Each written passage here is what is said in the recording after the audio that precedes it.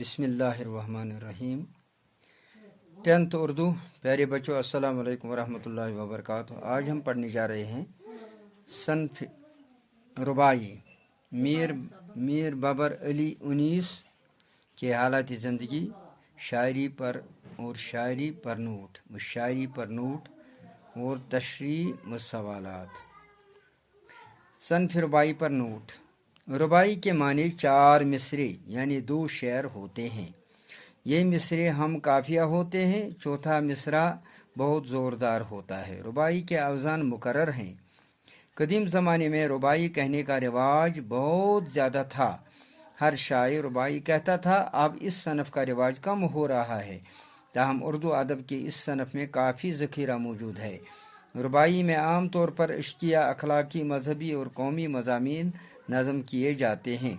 रुबाई के मशहूर शायर इकबाल रहमतुल्लाह अलैह, जगर, जोश, अमजद हैदराबादी और फिराक वगैरह। अब मीर बाबर अली उनीस के हालात ज़िंदगी। असली नाम मीर बाबर अली और उनीस तखल्लुस है। उनकी पैदाइश 1802 ईस्वी में फैज़ाबाद में हुई। उनके वालिद का नाम मीर मोहम्मद मुतहसिन तख्लीक था। वो आसिफ अल-दौला के ज़माने में लखनऊ आए। शायरी विरसा में मिली थी और ज़िंदगी के मुख्तलिफ मराहिल तय करके 1875 ईस्वी में लखनऊ में इंतकाल कर गए। मीर बाबर अली उनीस की शायरी पर नोट। उनीस पहले गज़ल गोई की तरफ मुतवज्जा हुए, मगर वालिद की नसीहत इस्लाम और मरसिया की तरफ रागिब हो गए। नसीहत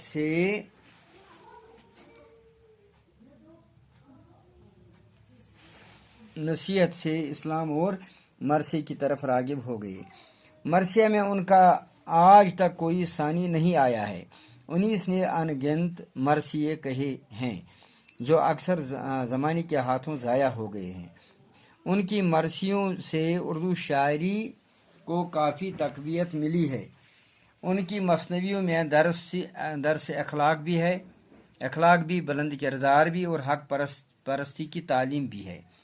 उनकी मरसियों से बातिल के मुकाबले में हक का साथ देना और दुश्वारियों का सामना पामर्दी के साथ करने का सबक मिलता है।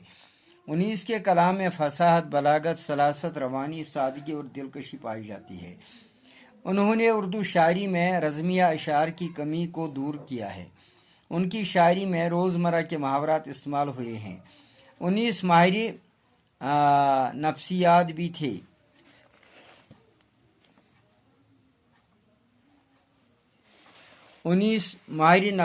भी थे क्योंकि मर्द, औरत, बूढ़े, बच्चे, नेक बद, दोस्त और दुश्मन पर उनकी गहरी नज़र थी। मीर उनीस ने अखलाकी मौजू पर रुबाइयाँ भी कही हैं। तशरीह रुबाई मीर उनीस। अब इसकी पहली रुबाई देखते हैं। रुतबा जिससे दुनिया में खुदा देता है, वो दिल में फरोतनी को जगह देता है। करते हैं तही मगज सना आप अपनी, जो सरफ की खाली है सदा देता है। तशरीह। मीर उनीस इस रुबाई में फरमाते हैं कि जिस इंसान पर अल्लाह रहम करता है और अपनी नेमतों से नवाजता है, उसके दिल में अच्छी खसलतें पैदा होती हैं। वो हलीम और नरम दिल बनता है। उसके बरकस जो अपनी तारीफ खुद करते हैं, उनकी मिसाल खाली बर्तन की तरह है जो ज़्यादा आवाज़ देता है, जबकि भरा हुआ बर्तन आवाज़ नहीं देता है। अब दूसरी रुबाई। माँ बाप से भी सिवा है शफकत तेरी, अफजू है तेरे गजब से रहमत तेरी। जन्नत इनाम कर कि दोज़ख में जला, वो रहम तेरा है, यह अदालत मेरी है। शायर खुदा की तारीफ करता है कि अल्लाह माँ बाप से ज़्यादा शफीक होता है। वो इंसानों पर मेहरबान है। उसने अपने पर इंसाफ और अदल वाजिब किया है। अगर इंसान जिंदगी खुदा के हुक्म और नबी के तरीके पर गुजारेगा तो जन्नत में दाखिल किया जाएगा, और अगर उसके खिलाफ करेगा तो जहन्नम में डाला जाएगा। इसलिए तो बेहतर यही है बेहतर, इसलिए तौबा ही बेहतर है। اب ربائی، تیسری ربائی اس کی: آگوش لحد میں جبکہ سونا ہوگا، جز خاک نہ تکیہ نہ بچھونا ہوگا، تنہائی احکون ہوئے گا، 19 ہم ہوں گے اور قبر کا کونا ہوگا۔ مرنے کے بعد انسان قبر میں اکیلے رہتا ہے۔ قبر میں نہ فرش، نہ روشنی، نہ تکیہ، نہ کوئی آرام کا سامان ہوگا، بلکہ صرف اندھیرا، ویرانیاں اور وحشتیں ہوں گی۔ وہاں نہ کوئی دوست اور نہ مددگار ہوگا۔ اس ربائی کے آخری شعر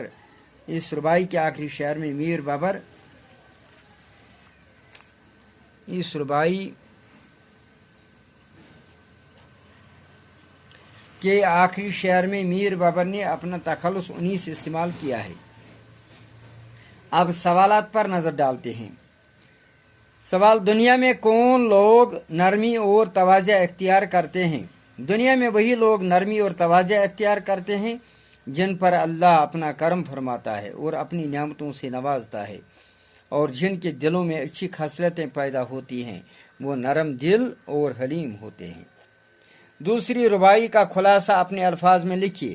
اس ربائی میں شاعر خدا کی تعریف کرتا ہے اور کہتا ہے کہ اللہ ماں باپ سے بھی زیادہ شفیق ہوتا ہے، وہ انسانوں پر مہربان ہے، اس نے اپنے آپ پر انصاف اور عدل واجب کیا ہے۔ اگر انسان خدا کے حکم اور نبی کے طریقے کے مطابق زندگی گزارے گا تو جنت میں داخل کیا جائے گا، اور اگر اپنی مرضی کے مطابق زندگی گزارے گا تو جہنم میں داخل کیا جائے گا۔ اب بندے کے لیے یہی بہتر ہے کہ گناہوں سے توبہ کر کے اپنی آخرت سنوارنے کی فکر میں لگ جائے۔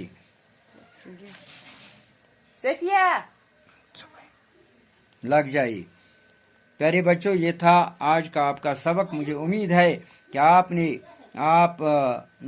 اچھی طرح سن لیا ہوگا اور آپ اس کو اپنی کاپیوں پر درج کر کے رکھیں گے تاکہ آپ امتحان میں کامیاب ہو جاؤ گے۔ شکریہ، خدا حافظ۔